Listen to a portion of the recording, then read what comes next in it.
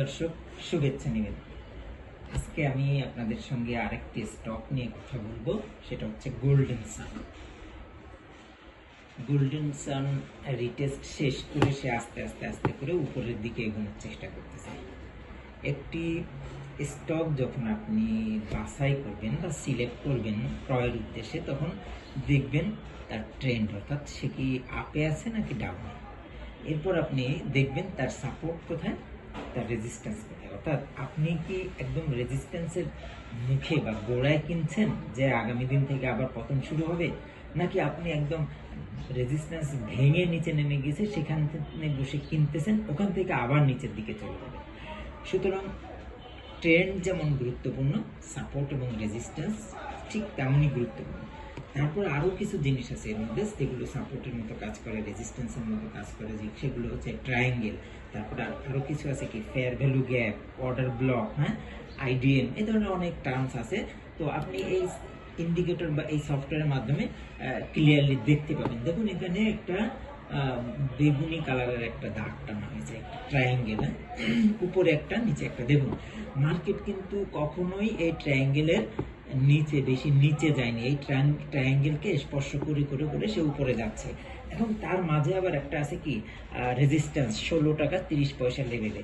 তো এখানে দেখুন ব্রেকআউট কিন্তু আগেও হয়েছিল।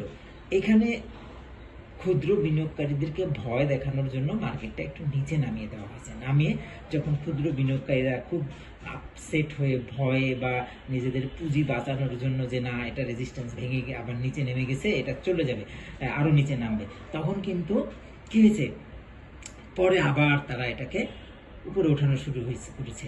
এই যে দেখুন এখন আবার এটা উপরের দিকে আসতেছে। এই যে এখানে বাই সিগন্যাল দিয়েছিল, এই যে আর ব্রেক দিয়েছে। দেখুন আমাদের প্রত্যেকটা জায়গায় কিন্তু রেজিস্ট্যান্স বা সাপোর্ট যেখানে ব্রেক হয়, এই যে দেখুন এই যে আর ব্রেক, রেজিস্ট্যান্স ব্রেক হয়েছে এখানে। এই যে এই ক্যান্ডেলে এখানে লিখে দেওয়া হয়েছে, এখানে অস্বয়ংক্রিয়ভাবে এটা ভেসে উঠেছে, এখানে রেজিস্ট্যান্স ব্রেক হয়েছে।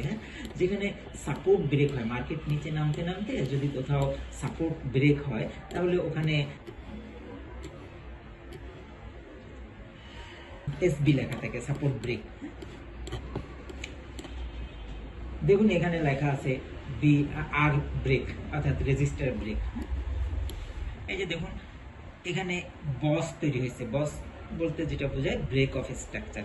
তো এখানে কোথায় বস তৈরি হলো, কোথায় স্মার্ট ইনভেস্টর ঢুকলো, এস ব্রেক, সাপোর্ট ব্রেক হয়েছে। দেখুন এখানে মার্কেট একটা লেভেলে চলতেছিল, এখানে এই যে এটা হলো সাপোর্ট, এই যে বেগুনি কালারের যে দাগটা, বেগুনি, এটা দেখতে পাচ্ছেন, এটা হলো সাপোর্ট। এই যে দেখুন সাপোর্ট ব্রেক হয়েছে, এই যে উপরে একটা সিগন্যাল দিয়েছে যে হ্যাঁ এখানে সাপোর্ট ব্রেক হয়েছে। ঠিক একইভাবে দেখুন এখানে স্মার্ট মানি ঢুকেছে কত তারিখে, তাও দেখা যাচ্ছে। এটা হচ্ছে 26শে নভেম্বর 2025 সালে স্মার্ট মানি ঢুকেছে। তারা 10 টাকা 30 পয়সা দরে স্টকটি কিনেছে। তারপরে এখানে ডাইভারসেন্স এসেছে, তারপরে বাই সিগন্যাল এসেছে, আমাদেরকে বাই করতে বলা হয়েছে। বাই করতে বলা হয়েছে, কিছুটা উপরে উঠিয়েছে, নামিয়েছে, তারা একটা ঢেউয়ের মধ্যে রেখেছে। এখানে স্মার্ট মানি ঢুকেছে 1 মার্চ 2026। তারপর দেখুন স্টকটি এখানে যখন 2 মার্চ 2026 1 তারিখ এবং 2 তারিখে, মার্চ মাসের 1 তারিখ এবং 2 তারিখে যখন এখানে স্মার্ট মানি ঢুকেছে, তখন স্টকটি আস্তে আস্তে আস্তে উপরে ওঠা শুরু করেছে। আবার তারা 7 এপ্রিলে এখানে স্মার্ট মানি ঢুকেছে, তারপরে আরও উপরে উঠেছে। আস্তে আস্তে আস্তে এখন কি আবার কিছুটা অ্যাকুমুলেশন হয়ে, কিছুটা কারেকশন হয়ে স্টকটি আবার উপরের দিকে মুভ করার একটা সুযোগ তৈরি করেছে। এখন দেখুন এখানে রেজিস্টার ব্রেক হয়েছে। রেজিস্টার যেহেতু আগে ব্রেক হয়েছে, সেক্ষেত্রে এখন আর কোনো সিগন্যাল দেয়নি। এখন এর গন্তব্য কোথায়? এই যে উপরে যে ট্রায়াঙ্গেল রেখা দেখতে পাচ্ছেন ধূসর কালারের, এবং তার পাশে তার মাঝে একটা অর্ডার ব্লক দেখা যাচ্ছে এই পর্যন্ত।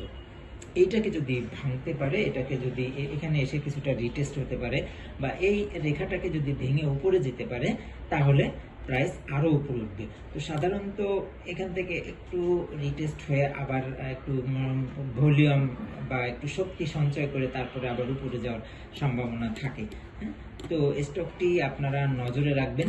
তো দেখুন এখানে একটা ব্যানার দেখা যাচ্ছে, ব্যানারে আপ ট্রেন্ড এসেছে, অর্থাৎ এটা গত কয়েকদিনের ভলিউমকে অ্যানালাইসিস করে সে দেখাচ্ছে যে এটা আপ ট্রেন্ড আছে। তারপরে স্কোর, টোটাল স্কোর যদি ধরা হয় 10-এর ভিতরে তাকে 5.1 স্কোর দিয়েছে, যে 5.1 এটা হলো স্কোর, তার উপরে যাওয়ার সম্ভাবনা আছে। যদি যত বেশি হবে এই নাম্বারটা, উপরে যাওয়ার সম্ভাবনা তত বেশি হবে। তারপরে কি হোল্ড করতে বলা হয়েছে, অর্থাৎ আপনারা যারা পেছনে ধরে রেখেছেন, কিনে রেখেছেন স্টকটি, তারা প্যানিকে সেল করবেন না। এই ধরনের একটা সিগন্যাল দেওয়া হয়েছে যে এটা উপরে যাবে, উপরে যাবে, আপনি এখানে সেল দিবেন না। এখন আপনি তাহলে এন্ট্রি নেবেন কখন? এই যে ব্রেকআউট হয়েছে, আগেই ব্রেকআউট ছিল, কনফার্মেশন হয়েছে, এখানে বিনিয়োগকারীদের লিকুইডিটি কালেক্ট করা হয়েছে। যদি এখানে আগামীকাল আপনি যদি দেখেন যে ক্যান্ডেলটা উপর থেকে শুরু হয়েছে, তাহলে আপনি এখানে বাই নিতে পারেন। দেখুন টেবিল চার্টে যদি আমি আসি, তাহলে এখানে দেখতে পাচ্ছি বুলিশ, এবং এটা দেখাচ্ছে লং অ্যাক্টিভ, অর্থাৎ একটা লম্বা সময়ের জন্য সে, লম্বা রানের জন্য সে প্রস্তুতি নিচ্ছে। এখানে আরো অনেক তথ্য দেয়া আছে, আপনারা চেষ্টা করবেন এটা পড়ে দেখার জন্য।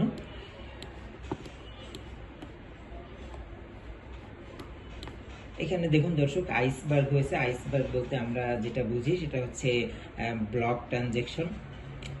এখানে আমাদেরকে বাই সিগন্যাল দিয়েছে, লক্ষ্য করুন 14 টাকা 90 পয়সা ধরে আমাদেরকে কিনতে বলা হয়েছে।